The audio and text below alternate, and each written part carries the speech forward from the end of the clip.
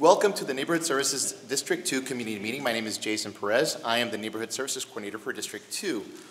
Neighborhood Services serves as a single point of contact for residents in need of assistance.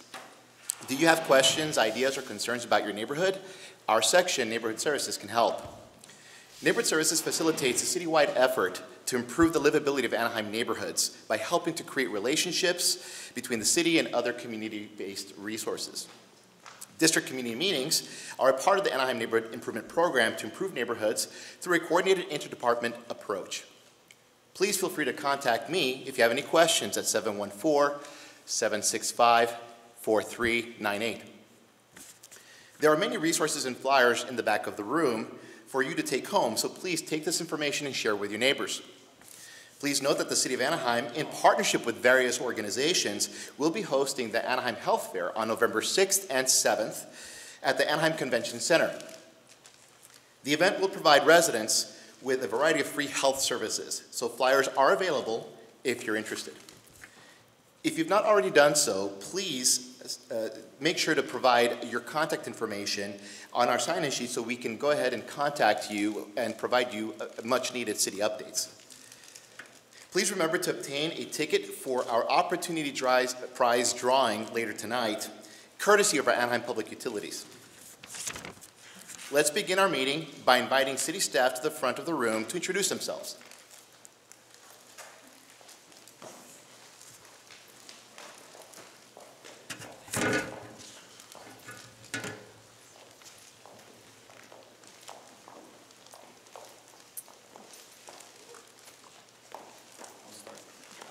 Good evening. My name is Carlos Urquiza with Neighborhood Services. I'm Tasneem Watts from the Libraries. I'm Susan Kim with Planning Services. Jennifer Hall, the Assistant City Clerk. Mark Dickinson, Code Enforcement. And Sean Pudanya with Anaheim Public Utilities.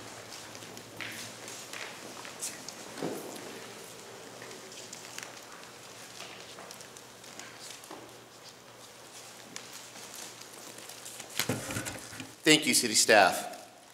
And I wanted to provide some information with regards to the Police Review Board. We have some information there at the rear of the table as well. But to share with you a little bit about what they are about. The Police Review Board is a way for residents to have a voice in how our police department serves the city. It has 7 members who represent all of our council districts, and all of them care about our neighborhoods. Throughout the year, the board receives input from the public, an outside auditor, and the police department leadership to make recommendations to the city manager about improving police department practices. We invite everyone to attend the next meeting of the Police Review Board on Thursday, October the 28th. There are flyers in the back with more information if you're interested. If you have any questions about the PRB, we definitely can field those questions out to any representatives that may be here tonight, and if not, we can definitely contact you in the future to provide that input. Is this, sorry, quick Yes, question about that. Is this the one that also reviews certain cases, like shootings and things like that, or is that a separate board? No, I believe that is the Police Review Board. Yeah, it studies the cases and looks at the practices and the approaches of managing those cases as well. I believe that Sergeant Pacwa might be able to help highlight some of that information when he steps up and provides his presentation tonight. But thank you for your question. So, with that said, I'd like to go ahead and start our meeting. In today's agenda, I'd like to go ahead and introduce our Sergeant Pacwa from the West Community Policing Team to provide us updates on crime trends and crime prevention. Thank you, Jason. Jason does a good job. I know there's only a couple of us here, but he puts a lot. He puts a lot of work into this, and him and Carlos do a lot. So thank you so much for what you guys do to this. Yeah. And there's only a few people here, so what you get is you get a lot of one-on-one with everybody from the city staff and myself. So we're happy to talk to you guys. It's good to be back in person. So I'm just going to talk to you about some of the stuff that's going on with the PD. I'm Sergeant Pacwa, as he said. I'm the West District Community Policing Sergeant. I'm in charge of everything from basically Euclid to Valley View and from La Palma to Ball. So anything that's a long-term problem kind of falls on my desk. I've been at the PD about 20 years. I'm a local kid, went to Savannah High School, so that's who I am. Let's talk about crime stats. Crime stats are, for the year, the crimes persons are up about 4%. Murders, aggravated assaults, robberies, everything's up a little bit, but not much. 4 to 6% on most crimes. Thefts are still our most reported crime, although the number is down, but it's still our most reported crime, if that makes sense. So everything's down. It's pretty stable. You guys heard of Beach Boulevard? Yeah, everybody's heard of Beach Boulevard. Yeah, Beach Boulevard is where my office is, and we're out there. We're trying to make a difference out there. There's an enormous problem right now with the drugs out there, the homeless people, the prostitutes. But we have CCRT, which will be talked about in a little bit. They've been wildly successful, and we're happy to work with them, and we're trying to combat that. Right now, I just came from an operation we're doing out there, trying to work on the prostitution and the drugs and stuff, and we're doing direct enforcement, and so we really appreciate the community's cooperation in this. A lot of the times when I'm told about a homeless encampment or a problem hotel or suspected narcotics location, a lot of times, most times, these tips are coming from the public, and I really do appreciate this, whether they come into call me on my cell, my desk phone, or the Anaheim Anytime requests. And for those of you that are not really computer savvy, you don't know how to use Anaheim, you don't want to use your computer it's just 311. It'll get you there. You can do the same thing and file a complaint like that. I'm going to go to recent, wait a second. Yeah, so Anaheim Anytime requests are a really good tool that we have. So if you're calling the PD or your neighbors are calling the PD and you feel like you're not getting any response or nobody's calling you back, submit an Anaheim Anytime request. You can do it either through 311 or the City of Anaheim website, the drop-down police, because we're required to dispo those, clean them out, and fix them and respond back to you, and then you get to grade us on how we did. If we didn't do good, tell us. We'll get better next time. I'm going to show you the blueprint in a little bit, and that's kind of our promise to you to work with the community. All right, so recent crime trends. Catalytic converters. There's a flyer over there about catalytic converters. Everybody knows about these. To me, it's still amazing to me that this crime is still happening and that there's recycling centers that actually take these. But it's happening, and I would just feel so violated if it happened to me. But there's ways to protect yourselves, way to make yourself less of a victim. And so grab one of these on your way out and read it. There's some really good information in there. You know, like tips like park in your garage, a well-lit area, skid plate or a large cover under your car. One thing I do want to talk about, another disturbing trend that I'm seeing is distraction burglaries. I don't know if you guys have heard about these distraction burglaries. This is we've had I think 5 of those since August, and our surrounding cities, Garden Grove, Buena Park, Fullerton, they're all, Sheriff's Department, they're all having similar problems. What happens is a younger female or somebody else that's posing as a city worker maybe will come to your front door and try to get you to go to the back, you know, look at your meter or something like that. It's, the elderly are quite often victims on this. And then while you're there, a crew will come inside your house and just steal a bunch of stuff. So I'm sure they'll talk about that later. If a city employee is going to come to your house, look at your meter, they're going to have a badge. It's going to look legit. Nobody's just going to come to your house and say, hey, let's go to your backyard. They know where your meter is. So look out for yourself on that one, but also look out for your neighbors. If you see a crew of people walking around, if you have elderly neighbors, be a good neighbor and look out and make sure that they don't become a victim on that. Obviously, homelessness is still one of our biggest police calls, and I'll explain to you how a homeless call goes from a police side. If dispatch gets a call and there's some type of crime nexus to where CCRT isn't going to go out first and we go out there, we'll go out there, we'll handle the problem, and we immediately offer resources. So if CCRT isn't immediately called, the police will say, hey, do you want help? Do you want help? And we document every time we contact somebody. So if we contact somebody and say, hey, we've offered you help 17 times.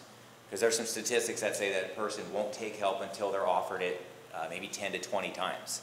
So they're resistant to help, and then we just kind of wear them down, wear them down, wear them down. We say, hey, we want to help you, because, you know, homelessness is not a crime.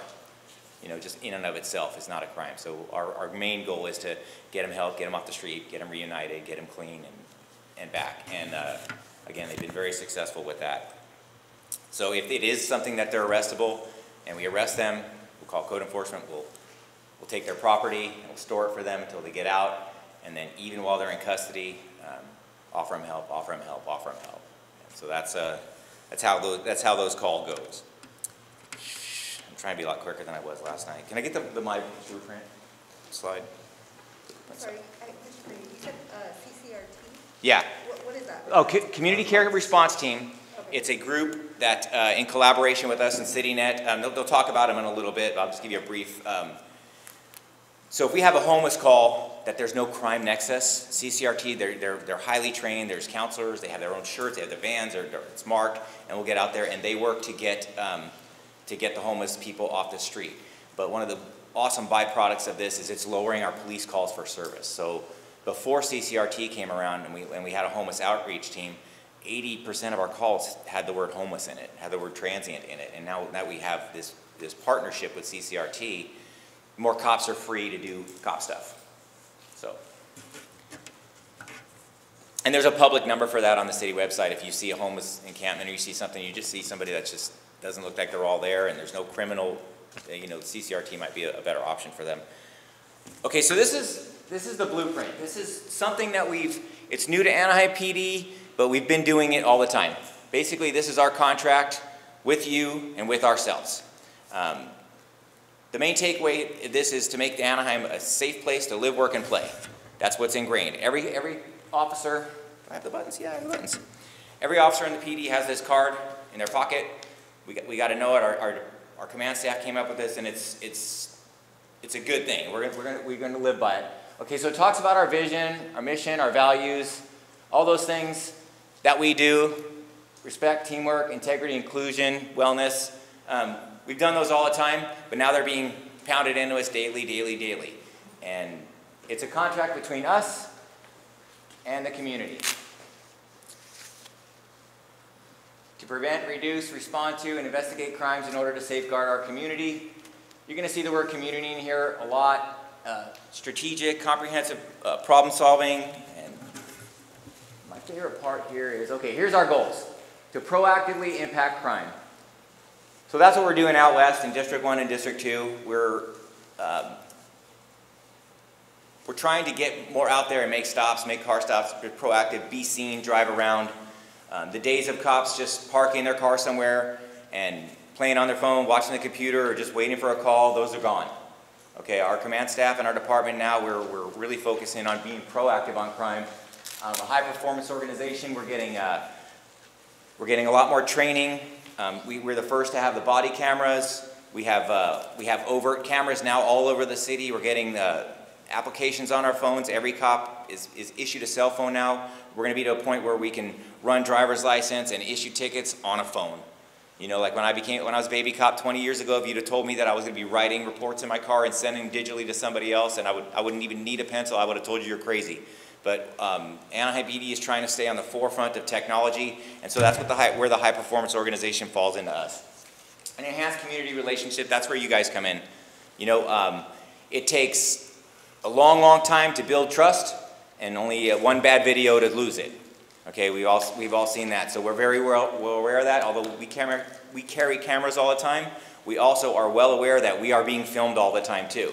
So we're trying to keep that promise to the community to maintain those high standards and earn your trust, because you're not going to tell us the things we want to know. You're not going to work with us if you don't trust us, and so we're very dedicated to that. Be No Act. This is I think this saying came from the Army, which is kind of like the military. I was a Marine, so yeah. Couldn't let that go. And here's our law enforcement code of ethics. This is just a code of ethics that we live by. This is also on the city website. We're very proud of this. This code of ethics is all police officers. We have to memorize this in the academy, and we do live by it. We should live by it. And if there's any bad apples, we're going to get rid of them on our own. Recruiting. We are in a constant state of recruiting right now. We're going to have a lot of retirements in the next couple years.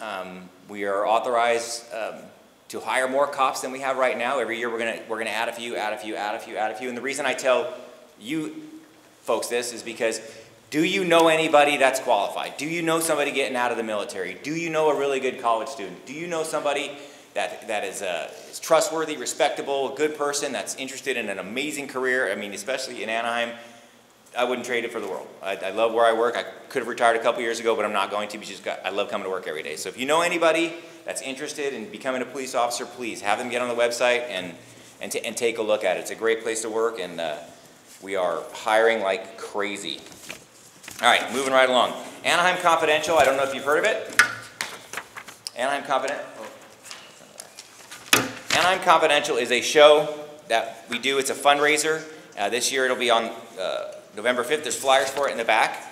Think of it as like sitting in a real live crime show. All right, tickets are like $38 on Eventbrite. Again, it's a fundraiser, and every year that they do it, you get drinks, you get dinner. It's a fun little event. You dress up kind of nice, and then the homicide detectives go over one case, an interesting case. They show you how it started, who the suspects were.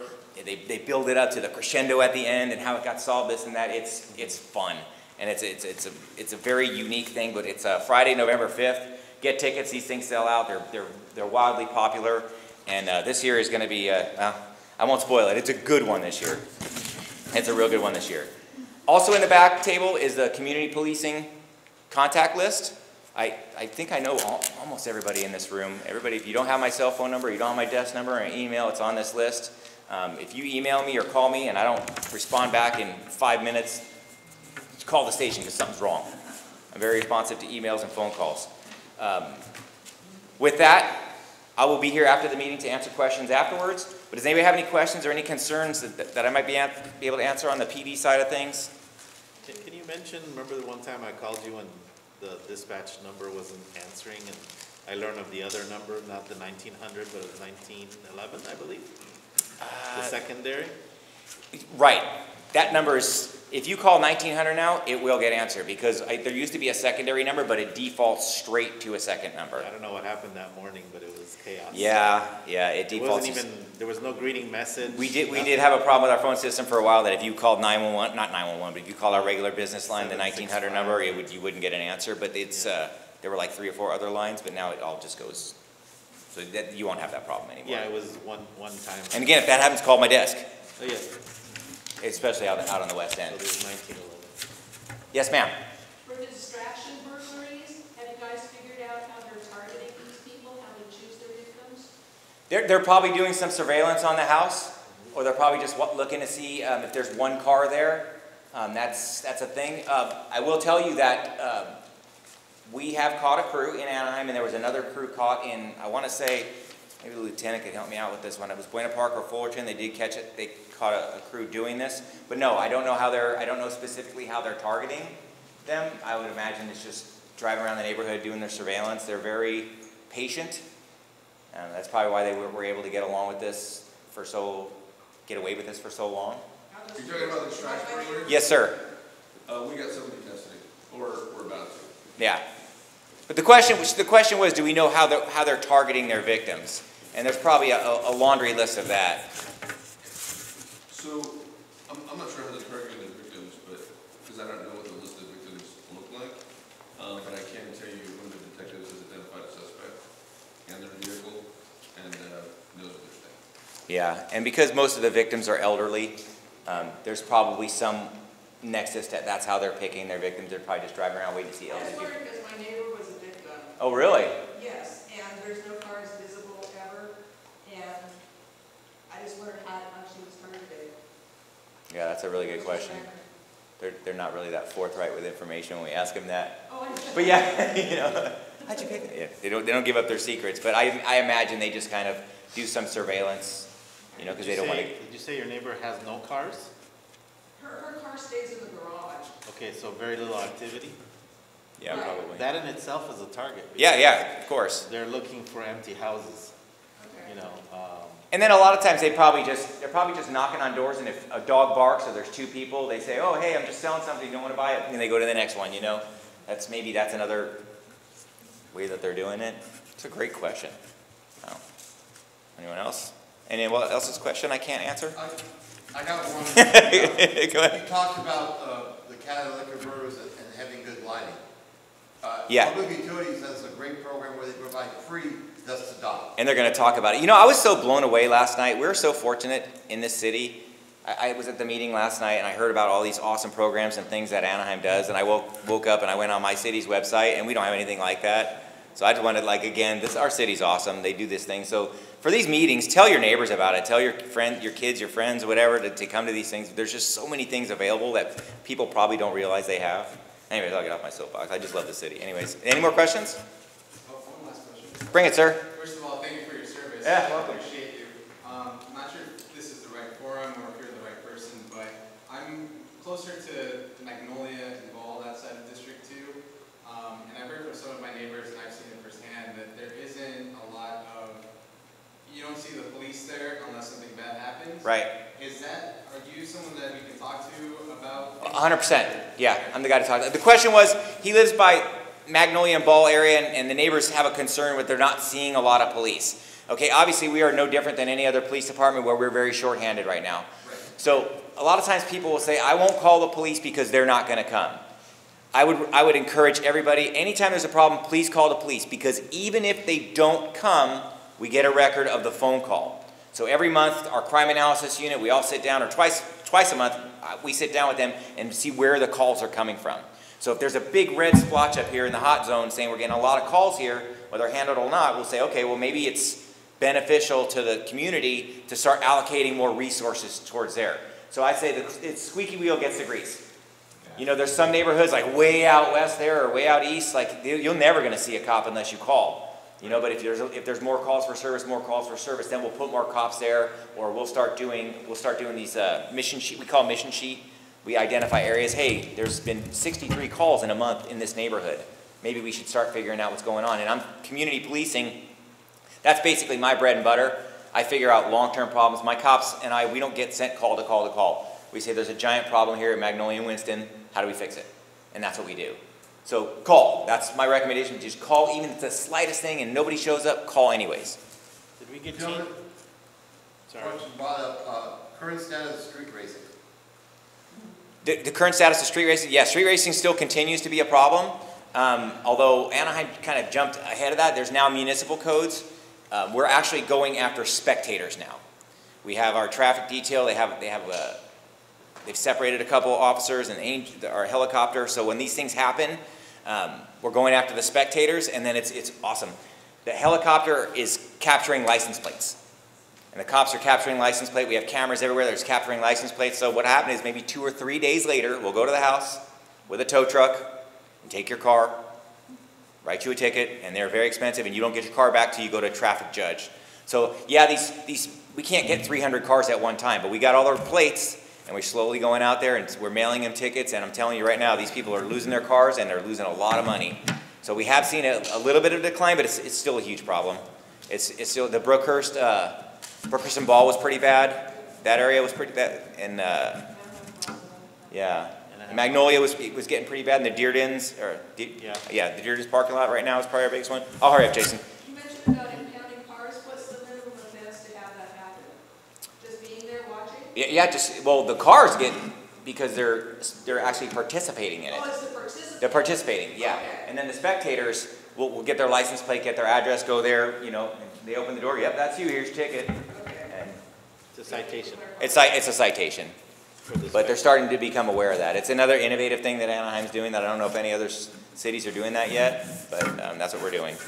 All right. I was going to ask, we're under Central for District 2, right? Yeah. Okay, because we used to be... Police Central, districts West, and city council districts they're policing. different but kind of similar, but they do overlap a little bit. So, yeah. It's Rocio Burris, the lead. Yep. All right, I'm going to step off stage. I'm going to hang around after the meeting. If anybody wants to talk, chat, got any advice for me or criticism or suggestions, I'd be happy to hear it. All right? Thank you, guys. Okay, thank you. Thank you, Sergeant Pacwa. I'd like to take a moment before we move on to our next presenter to introduce the council member for District Number 2, Council Member Gloria Mae. Welcome. Thank you. Of course. Hello, everyone. Hello. So happy to be here. I am the newly appointed council member for District 2, and I live just across La Palma, right over here, in what we call Rancho La Palma. I've been involved in the community for 20 years, give or take, and I used to come to these meetings on a regular basis when we first started. We started with flashlight walks, community events where we do a cleanup in our neighborhood, and then 2 weeks later, the neighbors got together and we'd have a big street party in the middle of the street in front of our house. And that's where I started almost 20 years ago. And my husband and I both very involved. He used to have some of you may have seen him if you live in that neighborhood. Back in the day, we had a little yellow tailor-done golf cart that he would drive around on and paint out the graffiti. So, how many of you have been here for at least 20 years? Awesome. How many in Rancho La Palma? Right across from John Marshall Park. No? On this side. Well, come on down sometime. But I just want to let you know, I am newly appointed. I don't have business cards yet or anything. I've had 2 council meetings already because we happen to have them back-to-back consecutive weeks. And it's been great. It's new. A lot of people describe it as drinking out of a fire hose with the information that's coming and the events and meetings that take place. But I just wanted to introduce myself and tell you, feel free to reach out to me.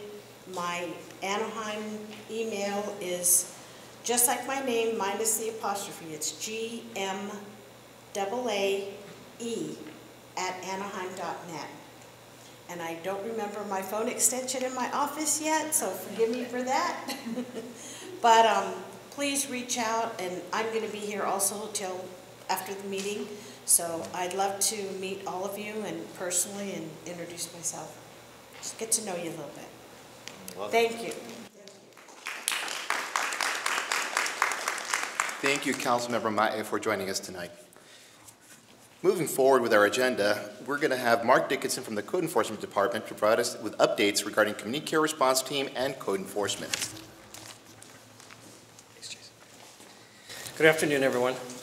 Mark Dickinson, Code Enforcement. I've been here about 20 years also. The councilwoman and husband look a little familiar. I actually had that area probably in the early to mid-2000s, so perhaps we saw each other back then. I don't, again, have a presentation, a couple of notes.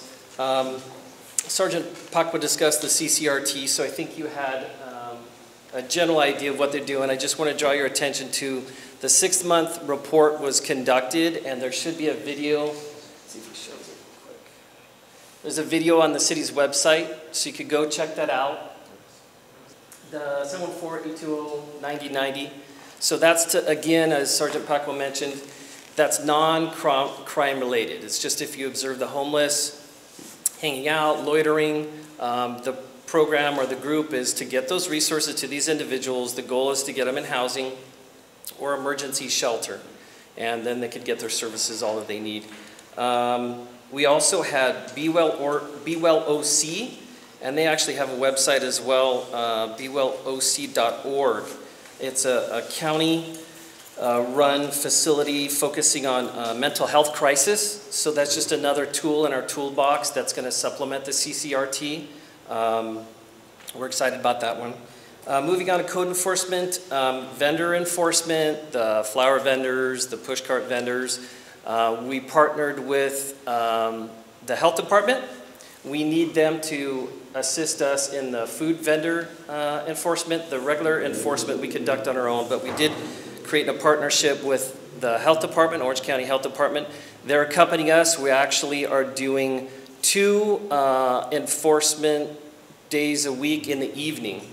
So you should see us out there perhaps in some of the corners, some of the major intersections or the neighborhoods that you might be seeing the vendors.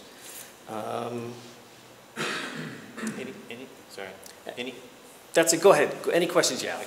Okay, any thoughts about giving them pathways to getting licenses and such? The vendors? Such as LA, Yeah. So it's not necessarily always enforcement. It's education initially, outreach. So we advise them that they just need a business license in the just general, vendors. They'll just need a business license located. The food vendors, of course, then the health department is advising them. They need a permit from the health department. So they need to start with them, then come back and get a business license with us. So yeah, we're always educating. That's our main goal. Any other questions? So we're a partner. I mean, obviously need to point to the police department folks here as well as Parks. Parks has a piece in it too. So we're all a team. We all work together to try and address any issues that the neighborhood has. So I'll pass it on to Parks. I don't think anyone's here tonight, so I'll pass it on to them as well. Thank you. Has the Alliance security at night for the parks expired, or is it still ongoing? As far as I know, it's still continuing. Okay. So How long? Does anyone know? Is it for just this year, or? it should, I'd have to double check on that. Okay. They just renewed the Jason? contract on that one, so it'll be here for pretty. Okay, pretty thanks, amount of Sarge. time. So he answered that question. Great. The Alliance security that's at the parks, Okay. they just renewed that contract, so we'll be seeing them for quite a while. So do they monitor the cars on the street that don't belong on the street? No, that's, If it's in front of a park, Or like you're on. she's referring to the 12 to 6 no parking on Falmouth. Yeah, well. That's code enforcement. They're all day. no, this is basically just on park. That would be a police matter. She asked if the cars that are parked alongside the park are being addressed by the security that goes to the park, and the answer is no. That's a police issue if it's on a city street. Police as well as code enforcement. We have staff that Again, work please in the call. daytime Please call. and evenings.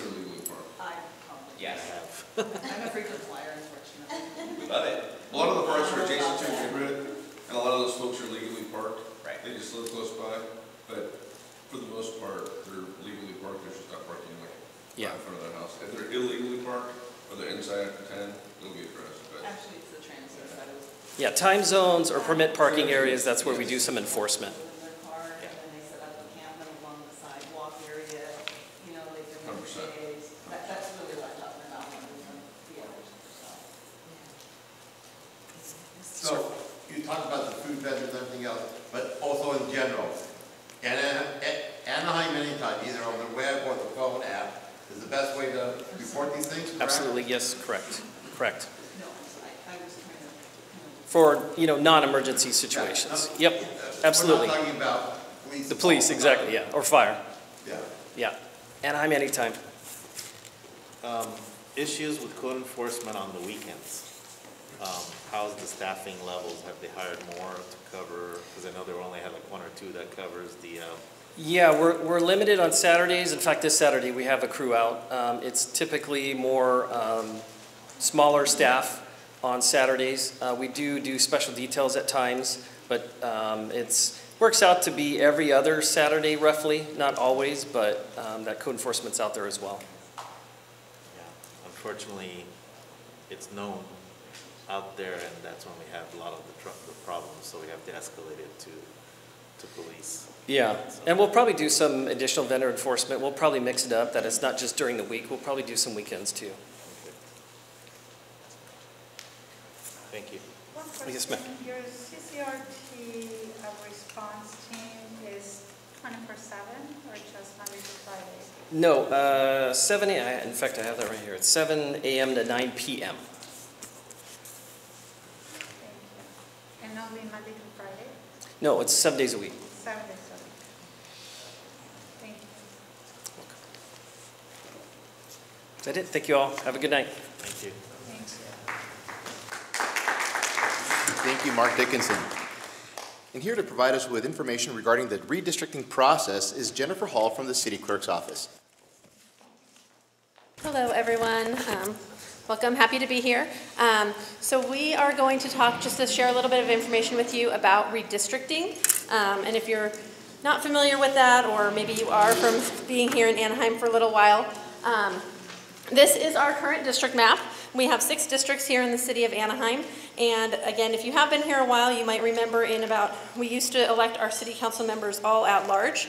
But in 2015-16, we transitioned over to electing by district.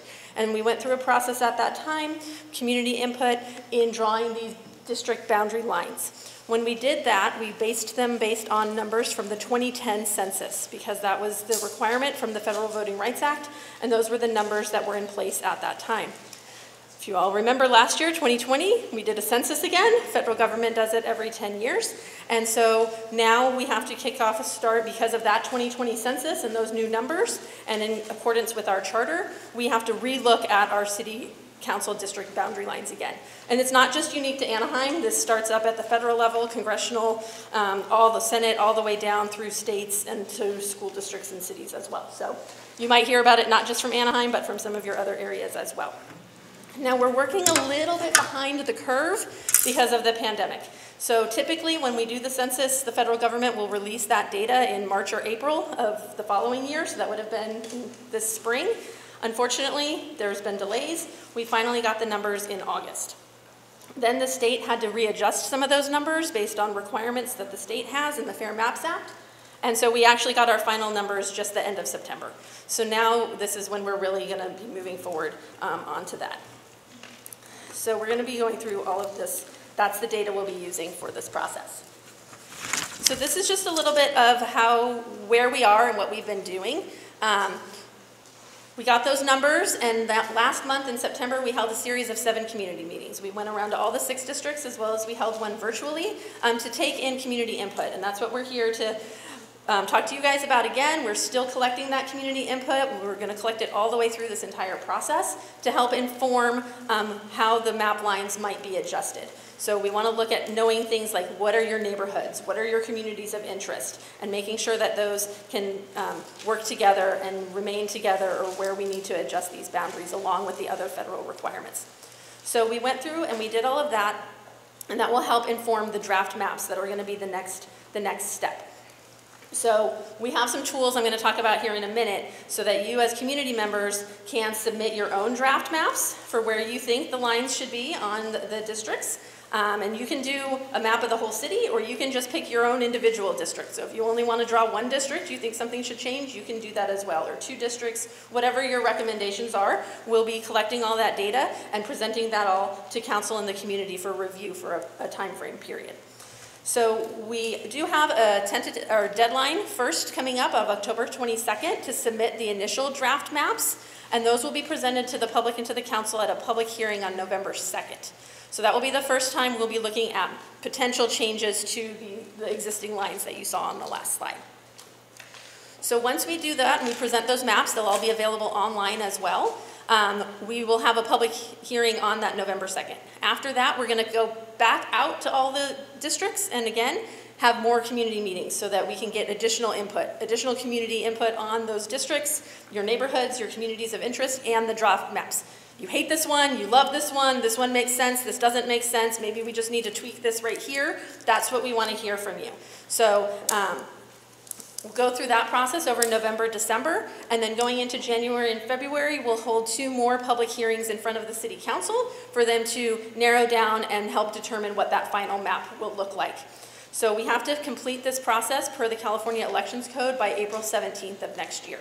So that's our time frame on that. Did you have a question? No. No. I was just saying about that date. Okay, yeah, and then once we do that, that map will be adopted by council and we'll put that into use for our next general municipal election, which will be in November of 2022.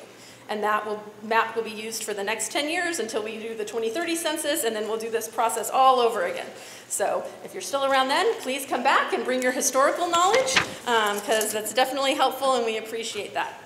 So to help advise you and help help us submit maps, we have a few different tools. So we talk about it up here. Give us your map however you want it. You want to write it on a Post-it note, we'll take it. Give us a napkin, but we have these tools that you can use as well. So some of the tools we do have over here on the side table, and it's called a public participation kit. It's a paper map. There's a full city map, and then it's divided up by east and west. It's broken down by the population units, and you can look at each one of those and kind of draw the maps physically take a Sharpie, a pen, whatever, turn this in, hand it to us at a meeting, take a picture of it, email it in, send it to us, drop it off at our office, whatever you would like. We can also do this on the web page with an Excel spreadsheet. So then you can connect the map with the Excel spreadsheet, all the population figures, and it will do the math for you. So that way, if you're doing it just visually drawing your lines, that's great, but if you're trying to make those balanced populations, you can do that with the Excel sheet. Because based on the Federal Voting Rights Act, that's one of the main components that we have to look at for our districts, is that they have an equal population in each of the 6 districts, as close as possible to that. We can have a 10% deviation from the highest populated district to the lowest populated district, but they do need to be within that range. So that's what we're looking at as the primary factor. But we also are going to have some different electronic mapping tools that you can use. So these ones are a little bit more advanced, a little bit more, take a learning curve to them, but we do have some tutorials, some videos, some instructions up there. These electronic-based maps will be available starting next week. So if you're kind of techie and you're interested in getting in there and playing around, you can do that, and you can submit these directly through the form on the online as well. Okay. I forgot to mention the public participation kits over here on the table. We have in both English and Spanish, and we do have them available online in 5 other languages as well. So we can make those available to you if you need them. So just the final thing is really to highlight that all of this information that I'm sharing today, as well as everything that's going forward, is on our dedicated webpage. It's anaheimredistricting.org. You can find the entire schedule of the meetings we've already had, including all the backup documentation that was submitted at those meetings, audio recordings, video recordings, if you want to go hear what your fellow community members were talking about or sharing at those meetings, what they've identified as communities of interest, and things along those lines. So you can find all of that, as well as all the upcoming meetings, as well as then the mapping tools. And once we get those draft maps and we're presenting them out to council and the public, they'll all be on the website as well. So you can go in there and manipulate them and play around with them and see how you like them. Now we're working a little bit behind the curve because of the pandemic. So typically when we do the census, the federal government will release that data in March or April of the following year. So that would have been this spring. Unfortunately, there's been delays. We finally got the numbers in August. Then the state had to readjust some of those numbers based on requirements that the state has in the Fair Maps Act. And so we actually got our final numbers just the end of September. So now this is when we're really going to be moving forward onto that. So we're going to be going through all of this. That's the data we'll be using for this process. So this is just a little bit of where we are and what we've been doing. We got those numbers, and that last month in September, we held a series of 7 community meetings. We went around to all the 6 districts, as well as we held one virtually, to take in community input. And that's what we're here to talk to you guys about again. We're still collecting that community input. We're going to collect it all the way through this entire process to help inform how the map lines might be adjusted. So we want to look at knowing things like, what are your neighborhoods, what are your communities of interest, and making sure that those can work together and remain together, or where we need to adjust these boundaries along with the other federal requirements. So we went through and we did all of that, and that will help inform the draft maps that are going to be the next step. So we have some tools I'm going to talk about here in a minute, so that you as community members can submit your own draft maps for where you think the lines should be on the districts. And you can do a map of the whole city, or you can just pick your own individual district. So if you only want to draw one district, you think something should change, you can do that as well. Or 2 districts, whatever your recommendations are. We'll be collecting all that data and presenting that all to council and the community for review for a time frame period. So we do have a tentative or deadline first coming up of October 22nd to submit the initial draft maps, and those will be presented to the public and to the council at a public hearing on November 2nd. So that will be the first time we'll be looking at potential changes to the existing lines that you saw on the last slide. So once we do that and we present those maps, they'll all be available online as well. We will have a public hearing on that November 2nd. After that, we're going to go back out to all the districts and again have more community meetings so that we can get additional input, additional community input on those districts, your neighborhoods, your communities of interest, and the draft maps. You hate this one, you love this one makes sense, this doesn't make sense, maybe we just need to tweak this right here. That's what we want to hear from you. So we'll go through that process over November, December, and then going into January and February, we'll hold 2 more public hearings in front of the City Council for them to narrow down and help determine what that final map will look like. So we have to complete this process per the California Elections Code by April 17th of next year. So that's our time frame on that. Did you have a question? No. No. I was just saying about that date. Okay, yeah, and then once we do that, that map will be adopted by council, and we'll put that into use for our next general municipal election, which will be in November of 2022. And that map will be used for the next 10 years until we do the 2030 census, and then we'll do this process all over again. So if you're still around then, please come back and bring your historical knowledge, because that's definitely helpful, and we appreciate that. So to help advise you and help you help us submit maps, We have a few different tools. So we talk about it up here. Give us your map however you want it. You want to write it on a Post-it note, we'll take it. Give us a napkin, but we have these tools that you can use as well. So some of the tools we do have over here on the side table, and it's called a public participation kit. It's a paper map. There's a full city map, and then it's divided up by east and west. It's broken down by the population units, and you can look at each one of those and kind of draw the maps physically take a Sharpie, a pen, whatever, turn this in, hand it to us at a meeting, take a picture of it, email it in, send it to us, drop it off at our office, whatever you would like. We can also do this on the web page with an Excel spreadsheet. So then you can connect the map with the Excel spreadsheet, all the population figures, and it will do the math for you. So that way, if you're doing it just visually drawing your lines, that's great, but if you're trying to make those balanced populations, you can do that with the Excel sheet. Because based on the Federal Voting Rights Act, that's one of the main components that we have to look at for our districts, is that they have an equal population in each of the 6 districts, as close as possible to that. We can have a 10% deviation from the highest populated district to the lowest populated district, but they do need to be within that range. So that's what we're looking at as the primary factor. But we also are going to have some different electronic mapping tools that you can use. So these ones are a little bit more advanced, a little bit more, take a learning curve to them, but we do have some tutorials, some videos, some instructions up there. These electronic-based maps will be available starting next week. So if you're kind of techie and you're interested in getting in there and playing around, you can do that, and you can submit these directly through the form on the online as well. Okay. I forgot to mention the public participation kits over here on the table. We have in both English and Spanish, and we do have them available online in 5 other languages as well. So we can make those available to you if you need them. So just the final thing is really to highlight that all of this information that I'm sharing today, as well as everything that's going forward, is on our dedicated webpage. It's anaheimredistricting.org. You can find the entire schedule of the meetings we've already had, including all the backup documentation that was submitted at those meetings, audio recordings, video recordings, if you want to go hear what your fellow community members were talking about or sharing at those meetings, what they've identified as communities of interest, and things along those lines. So you can find all of that, as well as all the upcoming meetings, as well as then the mapping tools. And once we get those draft maps and we're presenting them out to council and the public, they'll all be on the website as well. So you can go in there and manipulate them and play around with them and see how you like them. We also have comment cards over here on the side. So if you have anything you'd like to share about your particular neighborhood or your community of interest, take a comment card, fill it out, send that in to us. You can also send us an email. We have a specific email address, redistricting@anaheim.net, and all of that will come in and inform part of the process and be included into what gets presented to council. The other thing is, I know you signed in up front for the meeting. We do have a separate sign-in sheet over there if you'd like to be subscribed to our Notify Me email list that's specific to redistricting efforts. So we don't bombard your emails, but we do want to keep you informed of what the next steps in the process are. So when those draft maps are due, when the next meeting is, where you can go for more information. So if you're interested in getting those emails, please sign up on our Notify Me subscription list, and we'll get you added, and then you'll start getting those emails.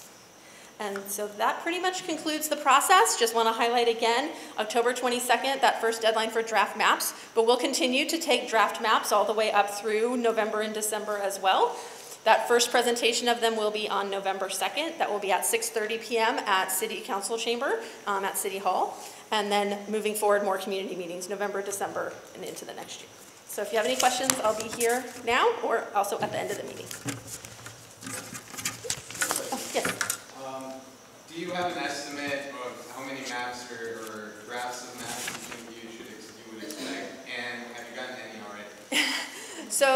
So far, no, we don't have any, and we don't have an estimate. The first time around, we ended up having, if I want to recall what our demographer said at our public hearing, about 30 or so that came in. Some were duplicates, and so we'll go through that process of saying, you know, we received this exact map 5 different times, this map 3 different times, things along that when it comes forward. And then our demographer, we do have a hired demographic consultant as well that's assisting us with this process. He actually assisted us in the process in 2015-16 as well, so he does have that historical knowledge of Anaheim. They'll be also providing 2 to 3 draft maps as well for consideration.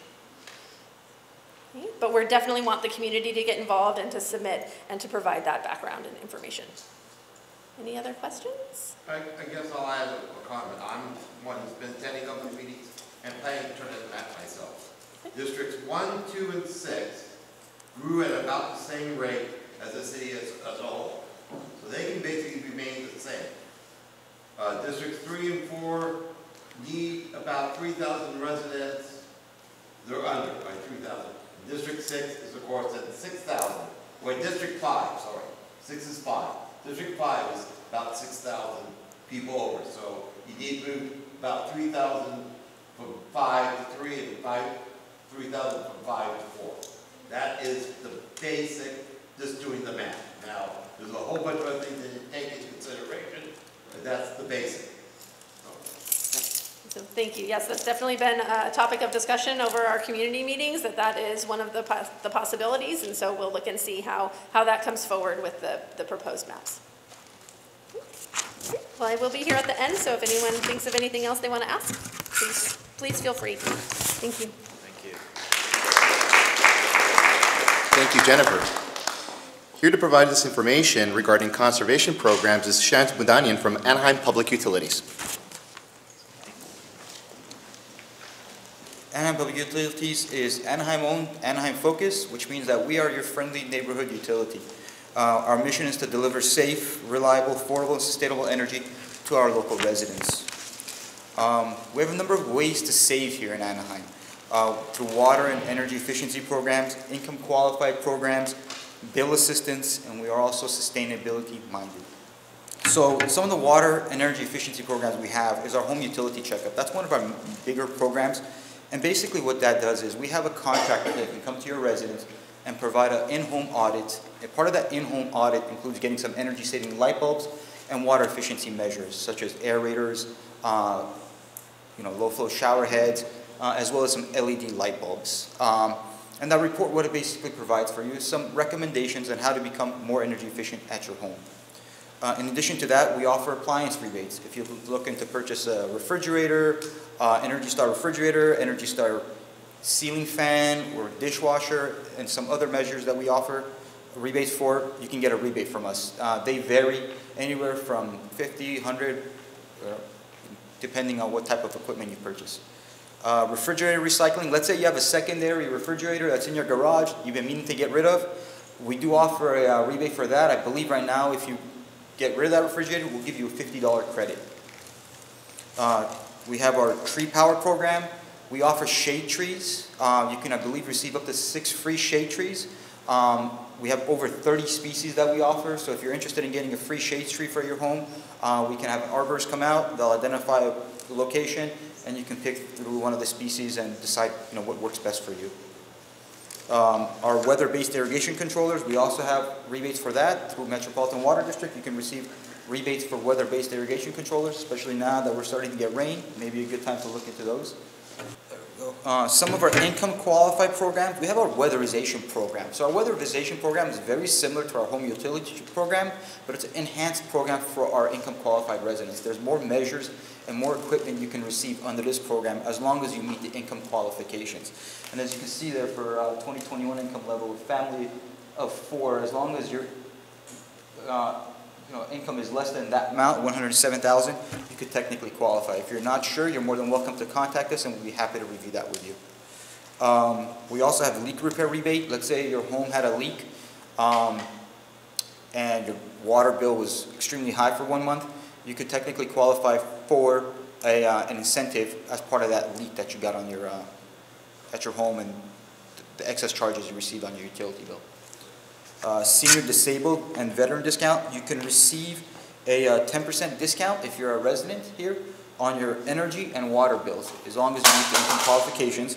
If you live in a mobile home park, since a lot of mobile home parks don't have your own meter, you can get a flat credit of $10 per month.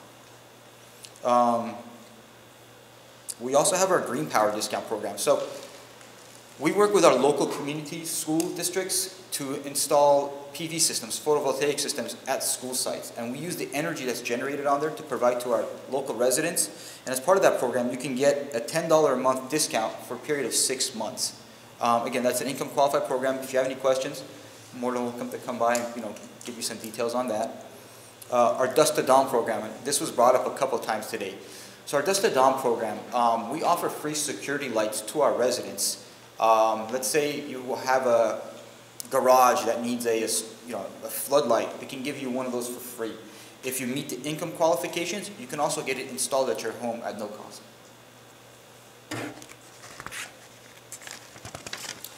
Bill assistance programs. So we have a number of bill assistance programs that we offer through us or through local agencies. Our emergency assistance program, a lot of people were hit hard through COVID. A lot of people needed assistance through their bills. We do offer our emergency assistance. It's a one-time up to $250 energy credit and or a $100 water bill credit. It is a one-time assistance. So if you get to $250, if your bills run $50, $60 a month, that $250 will just eat through there. Low-income home energy assistance program, that's our LIHEAP program. That's offered through federally funded home energy assistance program. We also have our medical Lifeline allowance. Let's say you have medical equipment that uses a lot of energy. You can technically qualify for an incentive on that as well. And monthly payment plans. So we have our monthly payment plans where you can split your bills and you can get a set amount every month billed throughout a 12-month period. And at the end of the year, if you use less, then we'll true it up. If you use a little bit more, then we'll true it up and bill you the excess amount. So a lot of people that want a payment plan where they know their monthly bills are going to be, that would be a good option. Like I mentioned earlier, we are sustainability minded here in Anaheim. 33% of our power resource comes from renewable resources. That includes solar, wind farms, and by 2060, we're on target to be at 60%. So that means 60% of our power resources will come from renewable resources by 2030. And 60% by 2030, which means it's not that far away.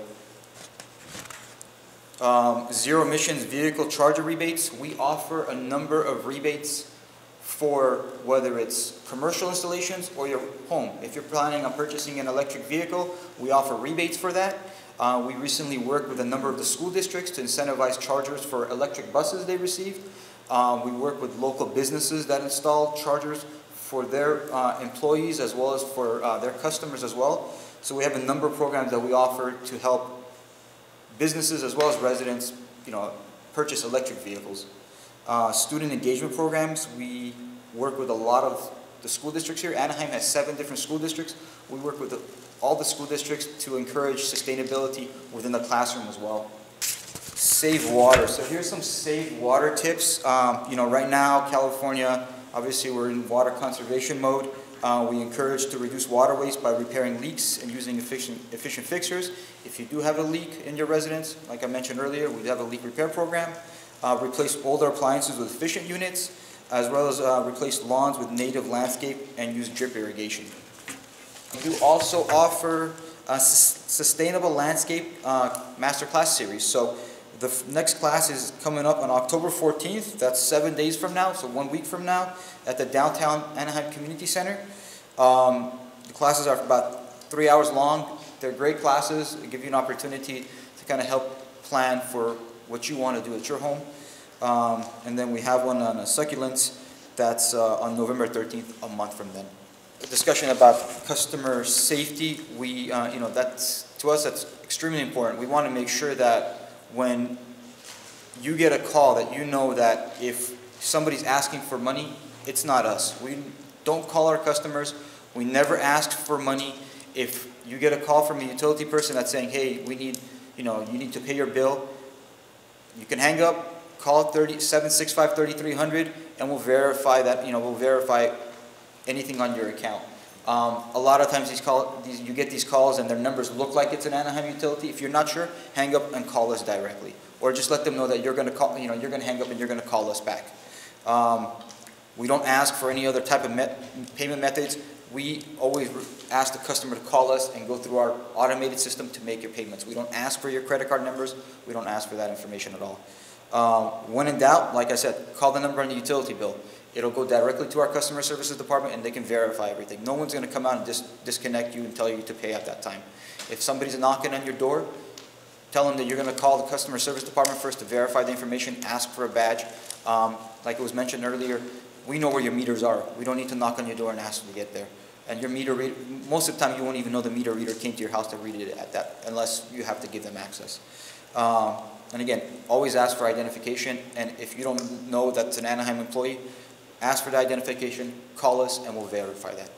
For my division, 4250, that's, if you have any questions regarding any of our sustainability programs, please feel free to call us, or 311. We'd be happy to help you with any of the efficiency programs I mentioned earlier. Any questions? Replaced, I think, maybe a year ago. Is the plan to do that throughout the entire city? Eventually, yes. The goal is to go smart meters throughout the city and give the residents an opportunity to be able to have access to that information themselves.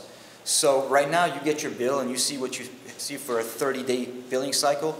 The goal is once we go through these, like what we call our automated metering, you'll be able to have access to your energy data, just like your cell phone. You can get on your cell phone, you can track all the numbers you've made, all the data. You'll be able to do that on your on an app eventually, where you'll be able to go on and track all your data within within a day, see what your trends are, and that'll help you plan as well. I know when I was younger, my dad used to come to my room and always tell me, turn off your lights, who do you think pays the bills? So this will give you an opportunity to track that information on a daily basis, so you know if your air conditioning is going up high, you can control that. We also offer rebates for items just like smart thermostats that can help you control that. So during the summertime when you're using the air conditioner, if you're looking to maybe reduce that air conditioning, you can buy a smart thermostat and we'll rebate you for that as well. And you can have control of that kind of information. So great question. That is the goal, is eventually to automate the process and give everybody here more control of your energy costs and your energy consumption. And do those still require someone to come out and read the meter, or is that automatically? It's in most cases, they won't even have to come out.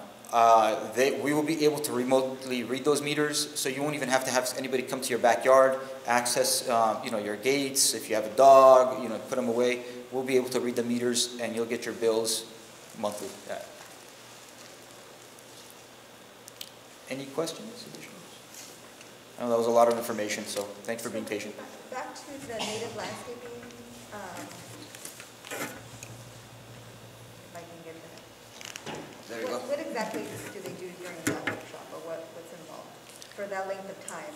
It's a 3-hour program, so they... It's basically like a class session. Okay. So they put a presentation together and they just basically give you information on drought-tolerant gardens, what you need, recommendations as far as like plants, landscaping and such. Oh, okay. Yeah. It kind of falls in line with what's happening right now with water conservation, so we want to make sure that we encourage that to our residents. And you kind of have an idea to talk to somebody that knows about drought-tolerant gardens and help you kind of guide you through the process if you're looking to, do something at your own residence. Don't your home utility checkups include now outdoor watering and landscaping in general? I believe so. I believe they'll also check that as well for you. I think that's part of the assessment. Yeah. So yes. And again, everything that we do, we want to, it ties into each other. So when we do those assessments and you say, they look at your refrigerator and it's a 12-year-old refrigerator, we want to make sure that when you're planning on purchasing one, we offer a rebate so you can at least get some money back for that as well. Yes, sir. Just one question. I'm not sure if this is a public utilities question, but I saw refrigerator recycling, so I figured I'd ask. If we have old TVs, or our neighbors have old TVs that we need to get rid of, is that something that we work through the waste services provider? Is that something you guys do, or what would be the way to go on that? I can answer that question, actually. So, you have a rebate program through Anaheim Public Utilities, so they can do an exchange program, right? It's a vendor we have. It's a vendor that you have. But if you're trying to get rid of appliances, such as the old boob tube type stuff, you could use the bulk add and pickup program, which is available year-round, and every Anaheim household qualifies for 3 pickups per year, up to 20 large items per pickup, and it's free. It's curbside pickup. We have information regarding that right here. Sergeant Paco is demonstrating that right now as he's modeling and providing that. So feel free to pick up that information and share with your neighbors as well. I win that prize. Thank you for your question. Thank you. Well, thank you, everybody. You guys have a great evening. Thank you.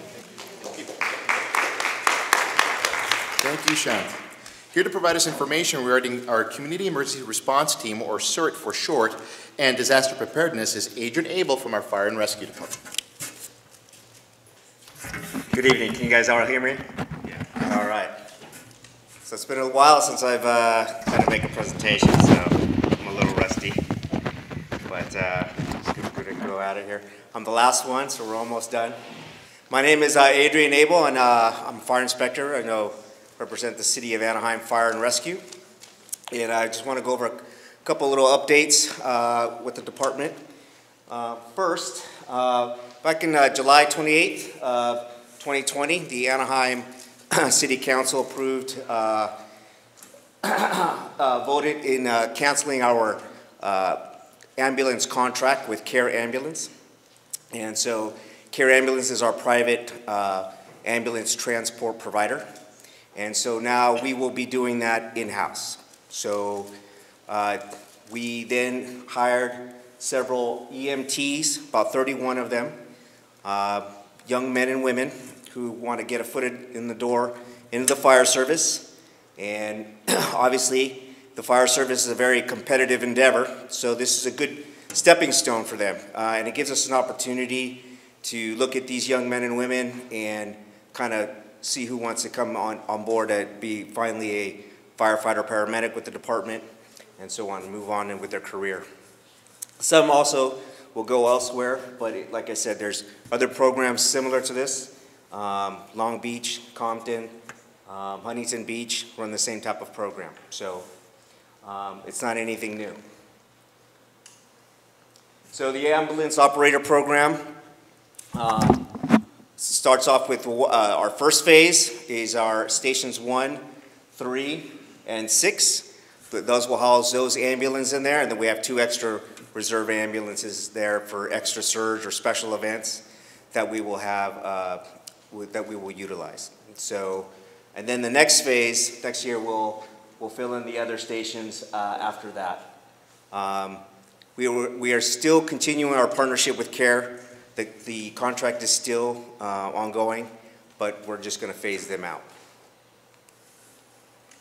As far as billing is concerned, the billing will still stay the same.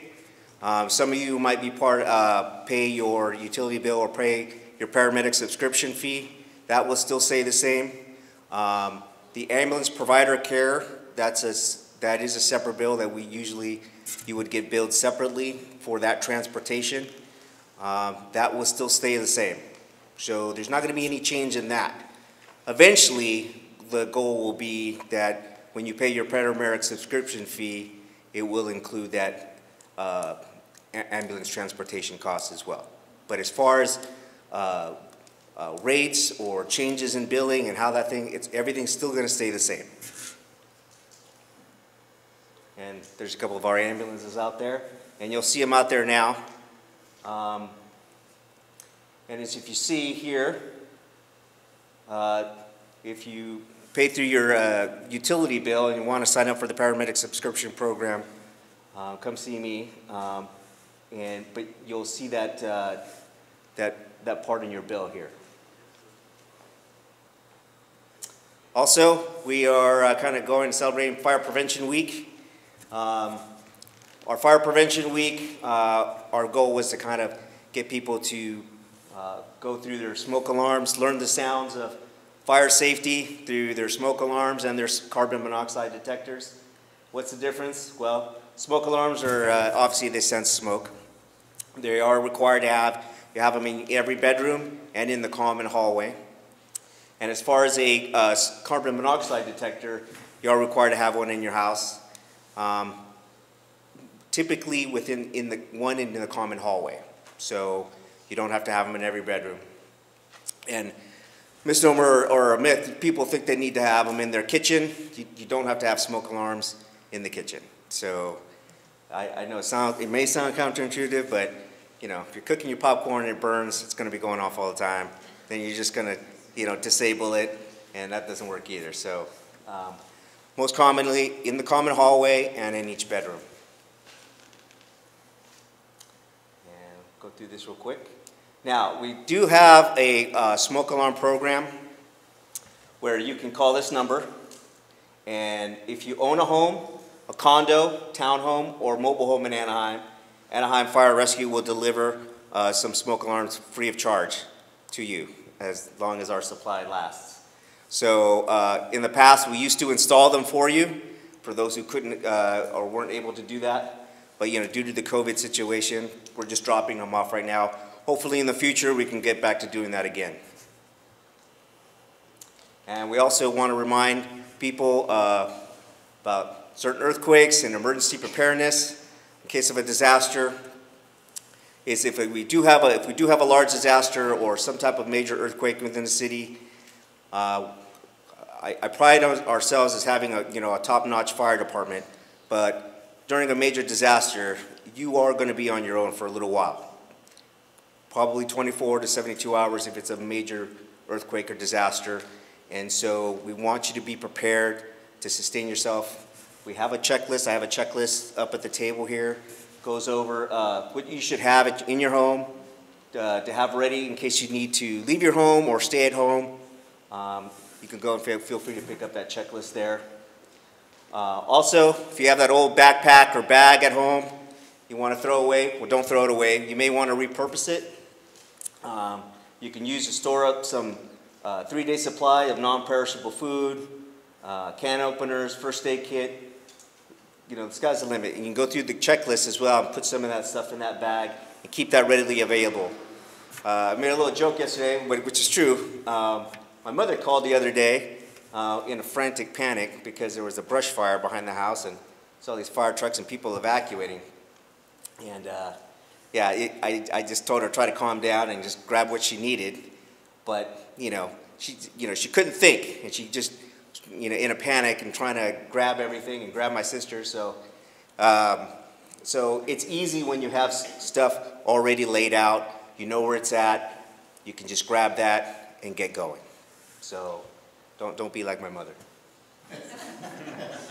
So what we're also offering is the department is offering a free emergency preparedness symposium, October 23rd. From 9 a.m. to 12 p.m. It's at 2400 East Orangewood. That's our NorthNet Fire Training Center. That's located in right by Angel Stadium. You'll see our training tower there. We're going to put on, you'll be able to, we will teach you how to use a fire extinguisher for small kitchens, basic first aid, and some basic home preparedness. Make a plan, an emergency contact, kind of like that checklist and how to do that. So that symposium, there's the information. Alexandra Solano is our contact there. You can email her or come see me and I can give you my card and I can put you in contact with her. So on October 23rd, we're having that one symposium. And then we're also offering a LISTOS program. What LISTOS is a curriculum similar to what we have. We have CERT, which is our disaster preparedness program, which puts on several modules, takes quite a bit of time to go through. That's why we put the symposium on for those people who just don't have the time and maybe they think about maybe wanting to do the CERT later, they can do that. And then we're offering also the LISTOS program, which is very similar to the symposium, but it's already a Spanish curriculum for the Spanish community. So why reinvent the wheel? The curriculum is laid out. Myself and Alexandra Solano had gone through the class to present the class in Spanish. And so if you're interested in that, she's got their information up there as well. You can come see me afterwards, or you can contact us or go through our website and contact us about any of the classes or things that we're offering. So with that, that's it. Does anybody have any questions for the fire department? Yes. Yes, I believe, I don't have any updates on CERT at the moment for any new classes. This is what we're offering right now. With COVID and all that had come by, that kind of rendered everything. We had to put a halt to a lot of that. So this is just us starting right up again with the symposium. Hopefully we'll get a good amount of people in there. We should be able to, get a good gauge about who may want to do CERT. And then we could look at advertising for CERT again. and also with the Listos' program as well. So, and there is a Spanish version for CERT, and so we can start gauging that as well. So this is kind of our first attempts to put on a class, see how that's going to work out, if we can manage that. And then I think down the line, we're going to go and start opening up CERT again. So, yes? 2 quick questions. First, the symposium, I'm assuming, is open for Anaheim residents, or is it everybody?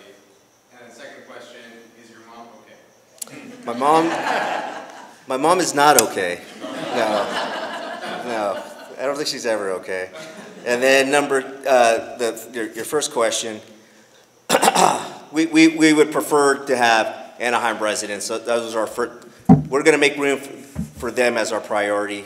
However, we have in the past, people have come from other areas, but the Anaheim residents are going to get the priority, especially if we have a limited number of people, and and due to COVID, if we have limited amount of seats, the Anaheim residents are going to get the preference here. We're open to do other people we have in the past from other jurisdictions if they beg us. we certainly don't want to discourage training other people and having this information. So, however, we're the Anaheim Fire and Rescue, and we're here to serve the Anaheim community. So. And a quick follow-up, if I may. So the symposium, that's all in English, and then there's a separate sort of training for Spanish speakers. There's no translation at the symposium. No, right. So the LISOS program is a little bit more in depth than the symposium, but it goes over some of the same stuff. So both of them are just basic intro to disaster preparedness. The Cert courses are much more in-depth. There's about 9 modules. They're usually about 2 or 3 hours for each class, and that takes a big commitment on the individual to come to those classes. And so a lot of times we don't get a lot of turnout or people drop out of it. And so this is sort of just to get that basic knowledge. We don't want to just not put that information out because they couldn't make all the 9 modules. There's some very good, important training that we could still offer without you having to be a CERT member or actually take a CERT class. So this is kind of a pilot thing. We're getting started with it, and we're going to see how that works out. Any other questions? Here's a question made me think about something.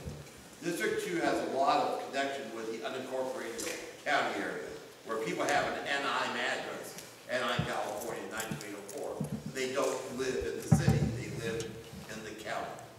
What is the fire department in general? I know there's some shared agreements, but how do you treat fire and rescue? So if someone calls from the unincorporated area and wants to take a class with us, is that what you're asking? Well, that is one segment, but dealing with a fire emergency that's maybe on the border or within the block, something across the street from Walt Disney School. Walt Disney School's in the city, but so the question is, how do we respond to areas on the borders or unincorporated areas within our jurisdiction?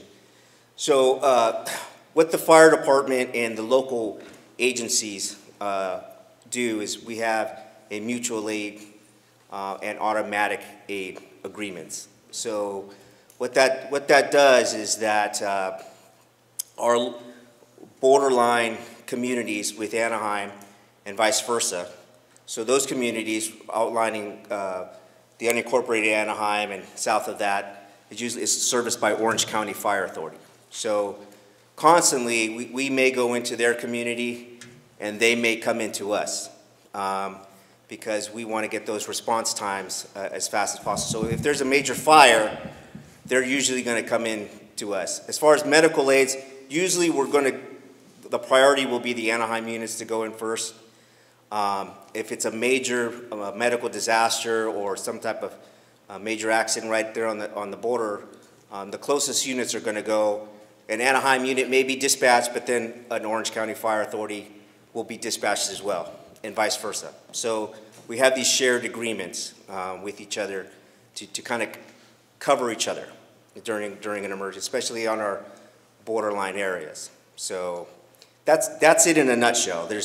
it's much more complicated, it can be a little bit more, there's a difference between automatic aid, mutual aid, but that's it in a nutshell. We do want to send the closest units as fast as possible during an emergency like that. Cliff Notes is fine, thank you. Sure, no problem. Anything else?